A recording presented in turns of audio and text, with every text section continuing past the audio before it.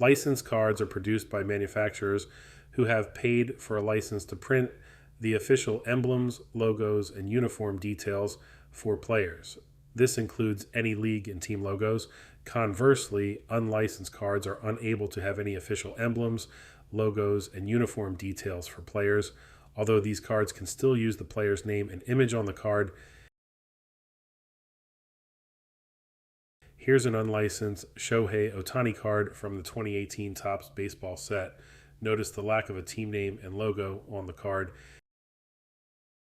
Here's a Victor Wembanyama unlicensed autograph card from the 2024 Topps Chrome basketball set. Notice the lack of team name and logo on the card. Here is a Patrick Mahomes unlicensed card from the 2017 Leaf Draft football set. Notice the lack of helmet branding, no conference logo or team name on the card. And here's a Kylian Mbappe unlicensed card from the 2021 to 22 Futera Unique World Football set. Notice the lack of tournament and team logos.